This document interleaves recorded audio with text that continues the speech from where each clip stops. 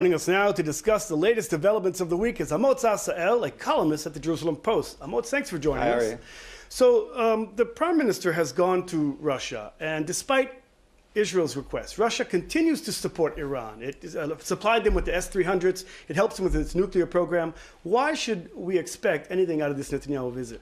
Well, it's not exactly that Russia is supporting Iran. It's that they have a very particular waltz that they've been dancing for many years.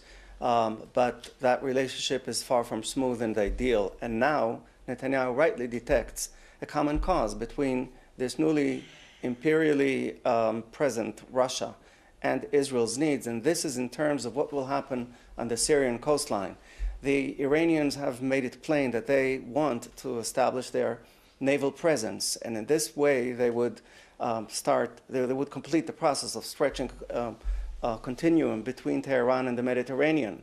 But this is disagreeable to the Russians, who have already established naval presence in the southern end of the Syrian coastline and an aerial presence on its northern end, and an Iranian presence in this strip, which is even shorter than Israel's coastal strip, would be disruptive for the Russians. This is where Netanyahu is seeking harmony with Russia. But what about the Golan Heights? A statement said they will not allow Iranian presence on the Golan Heights. This is Israel drawing its line in the sand, and it is a request from Israel to Russia, but there is good reason to believe that the Russians will be attentive to this, because they too now do not want to see the Iranians growing larger than they already have become in the wake of the civil war in Syria. So Amotz, this week was International Women's Week, and the Israeli army showed how more women are taking parts in more roles in the military. And then we have this rabbi, Yigal Levenstein, caused a ruckus when he called for women not to serve in the military. Now, rabbis have always said, Orthodox rabbis said that women should not serve in the military. What is his issue here? Why is this a growing problem? Well, first of all, he's not an anecdote, and he's not another rabbi, because unlike the traditional rabbinical refusal to see women serve in the army, his refusal comes from a place where that actually trains Orthodox young men to serve in the army, and with distinction. The pre-military school that he leads in Eli has already produced in its 30 years of existence 1,000 officers in the IDF, and he himself is a reservist lieutenant colonel in the Armored Corps, so he carries weight.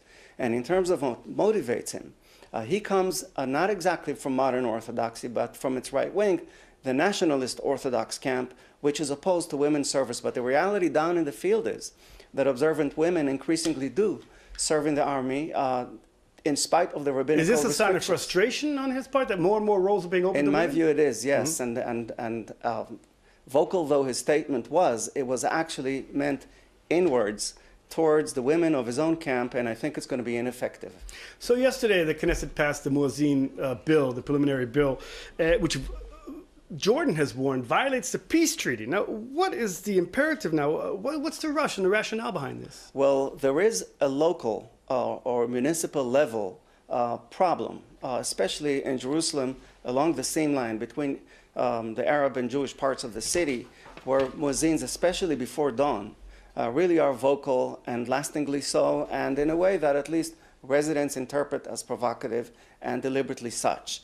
This is the problem. The solution is doubtfully supposed to be a matter for the Knesset. It's much more effective when it's done on the communal and municipal level, as it has been in Jerusalem successfully so. For instance, around the neighborhood of Talpiot and the adjacent Arab neighborhoods. So this probably shouldn't have reached the Knesset. Then again, for people to take it out of context and to say that it's a violation of human rights or that Israel is exceptional in this regard is also unfounded. Similar restrictions have been imposed in Europe. Well, Amotz Asa-El, thanks so much for joining. Thank you, Ari.